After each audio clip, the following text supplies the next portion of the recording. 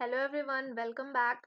आज हम लोग सेक्शन 64 ऑफ भारतीय साक्ष्य अधिनियम से स्टार्ट करने वाले हैं। अभी तक हमने सेक्शन 63 तक कंप्लीट कर लिया है। अगर आपने उन वीडियोस को नहीं देखा है तो आप हमारी प्लेलिस्ट में जाकर चेक कर सकते हैं। और इंडियन एविडेंस एक्ट के बाद जो ये न्यू एक्ट आया है, दैट इज़ भारतीय साक्ष्य अधिनियम, हमें कुछ इसमें डिफरेंसेस देखने को मिले हैं और वो चीज़ें हमें याद रखनी है।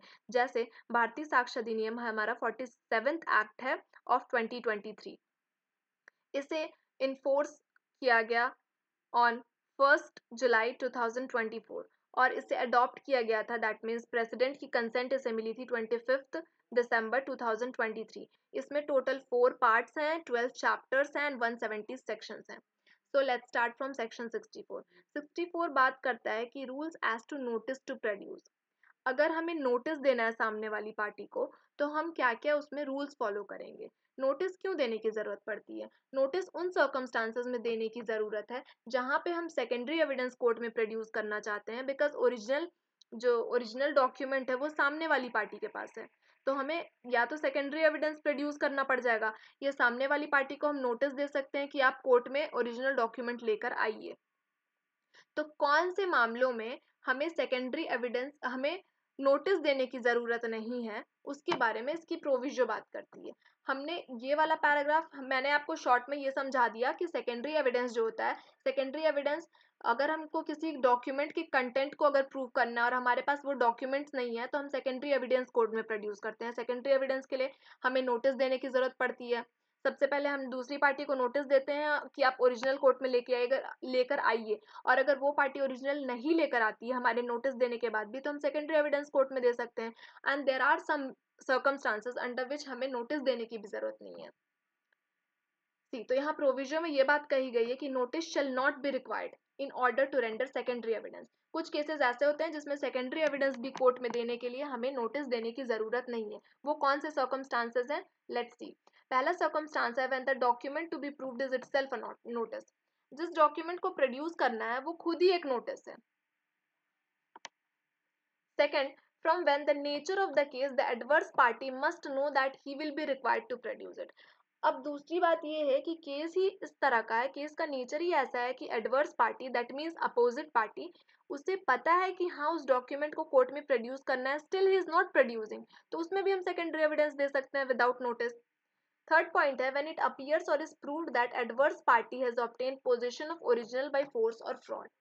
ये साबित हो जाता है कि जो एडवर्स पार्टी है दैट इज अपोजिट पार्टी, उसके पास जो डॉक्यूमेंट है, ओरिजिनल डॉक्यूमेंट उसके पास है और वो ओरिजिनल डॉक्यूमेंट उसने फ्रॉड या फोर्स इन दोनों में से किसी तरीके से हासिल किए, तो उसमें भी हमें नोटिस देने की जरूरत नहीं है। नेक्स्ट है व्हेन द एडवर्स पार्टी और his agent has the original in court. अब एडवर्स पार्टी या फिर उसकी एजेंट ने कोर्ट में ओरिजिनल डॉक्यूमेंट्स प्रोड्यूस कर दिए हैं, and when the adverse party और his agent has admitted the loss of the document, या फिर एडवर्स पार्टी या उसके एजेंट ने ये एडमिट कर लिया है कि हमारे पास से डॉक्यूमेंट खो चुका है, वो डॉक्यूमेंट खो चुका है या फिर वो डिस्ट्रॉय हो चुका है। When the person in position of the document is out of reach और of not subject to the process of the court, या फिर किसी ऐसे पर्सन के पास वो डॉक्यूमेंट है जो हमारे पहुंच से बाहर है या फिर वो प्रोसेस ऑफ द कोर्ट में उसे इन्वॉल्व नहीं कराया जा सकता है, तो उस मामले में भी हम सेकेंडरी एविडेंस दे सकते हैं without giving notice to the other party. So this was section 64. Now comes section 65. 65 says that proof of signature and handwriting of person alleged to have signed or written document produced. See, अगर कोई भी document is alleged to be signed, ये कहा जा रहा है कि जो डॉक्यूमेंट है उस डॉक्यूमेंट पे तो ए पर्सन की साइन है और हैव बीन रिटन होली और in part by any person, या तो ए पर्सन की उसमें साइन है या तो ए पर्सन ने वो पूरा डॉक्यूमेंट लिखा है या फिर आधा लिखा है, मतलब उसमें उसकी हैंड राइटिंग प्रेजेंट है। तो द सिग्नेचर और द हैंड राइटिंग, सिग्नेचर या फिर handwriting of so much of the document as is alleged to be in that person handwriting must be proved to be in his handwriting. अब जो writing है या फिर वो signature है, अगर वो पर्सन कह रहा है कि ये मेरी हैंड राइटिंग या सिग्नेचर है तो you must have to prove that. या फिर जो पर्सन ये बात कह रहा है, फॉर एग्जाम्पल अगर ए और बी के बीच में कोई डिस्प्यूट है, ए ने ये बात कही कोर्ट में कि ये जो हैंड राइटिंग है जो उसने डॉक्यूमेंट दी है उसमें बी की वो हैंड राइटिंग नहीं है या वो बी की हैंड राइटिंग है, तो अगर ये बात कह रहा है कि वो जो हैंडराइटिंग वो बी की हैंडराइटिंग है, तो he must prove that in the court कि दैट हैंडराइटिंग या that signature is of B. This is section 65. Now come section 66, proof as to electronic signature. अब यहाँ पे इलेक्ट्रॉनिक सिग्नेचर की बात हो रही है. Accept in case of secure electronic signature. Secure electronic signature के अलावा, if the electronic signature of any subscriber is alleged to have been affixed to an electronic record. Secure electronic signature के अलावा अगर कोई भी इलेक्ट्रॉनिक सिग्नेचर की बात यहाँ पे हो रही है, the fact that such electronic signature is electronic signature of subscriber, तो जिस सब्सक्राइबर का वो इलेक्ट्रॉनिक सिग्नेचर है दैट मस्ट बी प्रूव्ड. क्योंकि सिक्योर इलेक्ट्रॉनिक सिग्नेचर खुद ही में एक जेन्युइन हो जाता है, लेकिन सब्सक्राइबर वाले फॉर्म में हमें एक क्लैरिटी चाहिए होती है, थोड़ा सा कॉशन लेके चलना पड़ता है, इसलिए हम सब्सक्राइबर वाले मामले में कहते हैं कि जो सब्सक्राइबर है उसे इलेक्ट्रॉनिक सिग्नेचर का प्रूफ देना पड़ेगा. Next come 67 which says that proof of execution of document required by law to be attested. See, if a document is required by law to be attested, कोई ऐसा document है जिसपे attestation की जरूरत है, it shall not be used as evidence, तो उसे evidence की तरह नहीं यूज किया जाएगा until one attesting witness is at least has been called for the purpose of proving its execution. जब तक कि कम से कम एक विटनेस को प्रोड्यूस करके उस डॉक्यूमेंट के एग्जीक्यूशन के बारे में प्रूफ ना ले लिया जाए. If there be an attesting witness alive and subject to the process of court and capable of giving evidence. See, तो यहाँ पे क्या बात कही गई कि अगर किसी डॉक्यूमेंट को कि अटेस्टेशन को हमको प्रूफ करना है या अटेस्ट करना है, तो उस डॉक्यूमेंट को एविडेंस की तरह नहीं यूज किया जा सकता जब तक कि हम किसी अटेस्टिंग विटनेस को बुलाकर ये प्रूव नहीं कर देते कि हाँ उस डॉक्यूमेंट को ए ने ही एग्जीक्यूट करवाया है या बी ने ही एग्जीक्यूट करवाया है, जो भी वहाँ मैटर चल रहा होगा.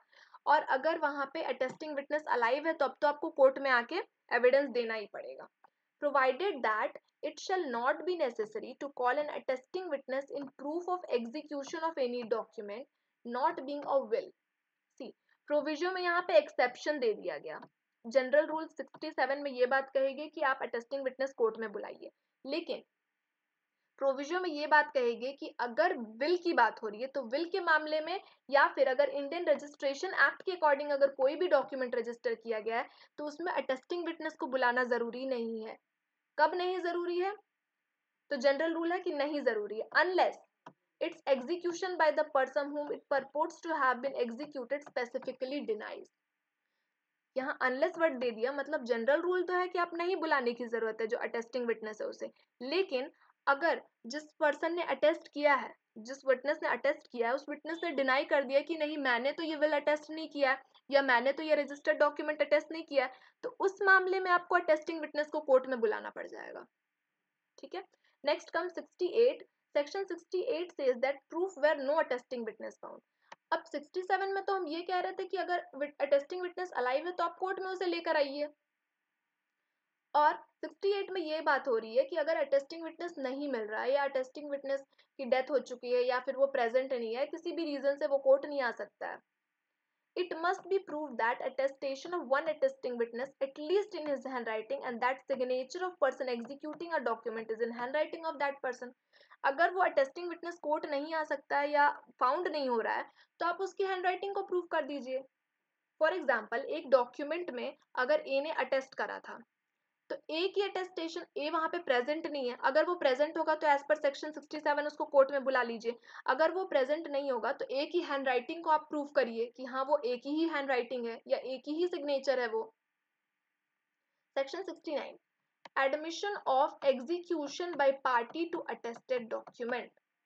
The admission of a party, admission का मतलब होता है कोई बात एडमिट करना.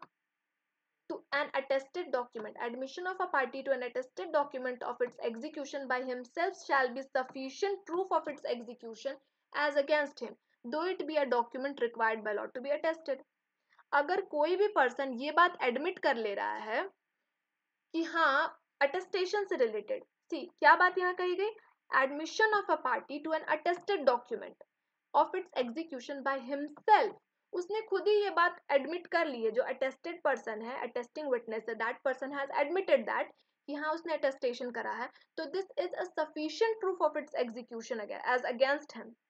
उसके खिलाफ उस सेंटेंस को यूज किया जा सकता है। अगर ए पर्सन ने ये बात कही कि हाँ इस डॉक्यूमेंट को तो मैंने ही अटेस्ट करा है, अब ए ने ये बात एडमिट कर ली है, तो बी इस सेंटेंस को यूज कर सकता है।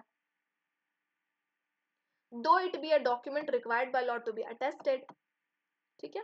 Section 70 says that proof when attesting witness denies execution, जहां attesting witness डिनाई कर रहा है एग्जीक्यूशन, या फिर does not recollect the execution of documents, its execution may be proved by other evidence।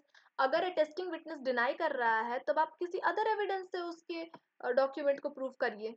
Section 71 says that proof of document not required by law to be attested।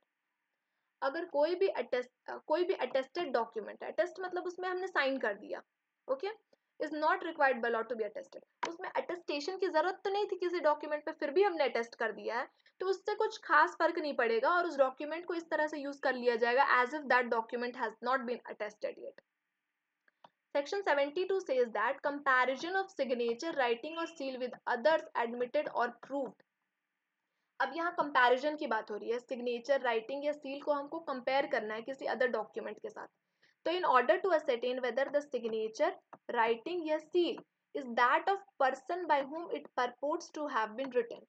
अब किसी की signature, writing या seal को prove करना है कि हाँ this person only have signed this, या कोई भी सिग्नेचर, राइटिंग और सील एडमिटेड और proved to the satisfaction of court to have been written और मेड बाय दैट पर्सन। या कोर्ट में आके अगर ए पर्सन ये बात कह रहा है कि such document has been signed by me या रिटन बाय मी, या सील जो है वो मेरा ही है, and may be compared with one which is to be proved, तो उसको उस डॉक्यूमेंट को अदर डॉक्यूमेंट के साथ हम कंपेयर करेंगे, ऑल्दो दैट सिग्नेचर, राइटिंग और seal has not been produced और proved for any other purpose. तो उस डॉक्यूमेंट को आप किसी अदर डॉक्यूमेंट के साथ कंपेयर करके देख लीजिए कि उसमें जो राइटिंग है वो एक ही पर्सन की है, डिफरेंट पर्सन की है। द कोर्ट में direct any person present in court. अब कोर्ट ये भी डायरेक्शन दे सकता है जो पर्सन कोर्ट में आया हुआ है उस पर्सन को कि आप लिख कर दिखाइए कि ये आप ही की हैंड राइटिंग है क्या, for the purpose of enabling court to compare the words. अब कोर्ट के पास अगर कोई डॉक्यूमेंट पहुंचा हुआ है और एक विटनेस उसके पास है या कोई एक पर्सन वहां पे प्रेजेंट है, तो कोर्ट उस पर्सन को कह सकता है कि आप राइटिंग आप लिख के दिखाइए, मैं कंपेयर कर लूंगा कि whether your writing and the writing of the document is same और different. This section applies also when any necessary modification to finger impressions। अब जैसे राइटिंग, सील्स और सिग्नेचर पर अप्लाई हो रहा है उसी तरह से नेसेसरी मॉडिफिकेशंस की जहाँ जरूरत होती है फिंगर इंप्रेशंस पर भी ये सेक्शन अप्लाई हो जाएगा। नेक्स्ट सेक्शन है proof as to verification of digital signature. 72 में हमने कंपेयर कर दिया साइन को अदर डॉक्यूमेंट के साथ और ये कह दिया कि हाँ कोर्ट चाहे तो जज ये भी कह सकते हैं कोर्ट में कि आप राइटिंग लिख के दिखाइए। ठीक है। 73 में ये बात कही गई वेरिफिकेशन ऑफ डिजिटल सिग्नेचर की प्रूफ कैसे देनी है। In order to ascertain whether a digital signature is that of person by whom it purports to have been affixed। अब डिजिटल सिग्नेचर के मामले में जब ये सवाल उठ रहा है कि क्या ये जो डिजिटल सिग्नेचर है वो ए पर्सन की है, द कोर्ट ये डायरेक्शन दे सकता है दैट पर्सन और कंट्रोलर और the certifying authority to produce the digital signature certificate. Court ये डायरेक्शन दे सकता है उस पर्सन को या कंट्रोलर या सर्टिफाइंग अथॉरिटी को कि आप डिजिटल सिग्नेचर सर्टिफिकेट को प्रोड्यूस करिए, या any other person to apply the public key listed in digital signature certificate and verify the digital signature purported to have been affects that by person. या फिर किसी other person को ये भी कह सकते हैं कि आप पब्लिक की अप्लाई करिए, उसके अकॉर्डिंग आप डिजिटल सिग्नेचर को प्रूव करिए कि हाँ ये डिजिटल सिग्नेचर ए पर्सन की है। तो यहाँ तक हमारा सेक्शन 73 तक हमने कंप्लीट कर लिया है। नेक्स्ट वीडियो में हम सेक्शन 74 से स्टार्ट करने वाले हैं। आई होप आपको सेक्शन 73 तक समझ में आ गया होगा। यहाँ तक हमने क्या क्या बात करी, हमने राइटिंग्स की बात की, डॉक्यूमेंट्स की बात की, उसके वेरिफिकेशन की बात की, डिजिटल सिग्नेचर्स के वेरिफिकेशन की बात की, इलेक्ट्रॉनिक रिकॉर्ड्स की बात की, कंपैरिजन वगैरह करा हमने। तो ये सारी चीज़ें हमारे सेक्शन 73 तक कंप्लीट हो जाती है। नेक्स्ट वीडियो में हम पब्लिक डॉक्यूमेंट्स, प्राइवेट डॉक्यूमेंट्स, उसकी सर्टिफाइड कॉपीज़ के बारे में बात करेंगे। सेक्शन 60 से लेकर 73 तक ही थोड़ी सी ऐसी बातें हैं जो थोड़ा सा समझने में डिफिकल्ट सी होती है लोगों को, बिकॉज इसमें वेरिफिकेशन और डिजिटल सिग्नेचर, थोड़ी इलेक्ट्रॉनिक रिकॉर्ड्स, थोड़ा सा हम थोड़े से आईटी लॉ में चले जाते हैं। बट मैंने कोशिश करी है इसकी, क्योंकि इसकी लैंग्वेज काफ़ी सिंपल है और सीधी-सीधी बात करी गई है। अगर दी सी जैसे सेक्शन 72 में ये बात कही गई कंपैरिज़न के बारे में, तो कंपेयर करने का क्या मतलब होता है? किसी एक चीज़ को दूसरे चीज़ के साथ कंपेयर कर देना, तो उसी तरह से सिग्नेचर और राइटिंग की बात हो रही है। तो इसी ऐसे ही सारे सेक्शंस यहाँ पर हैं। अब नेक्स्ट हम सेक्शन 74 से कल स्टार्ट करेंगे। Thank you.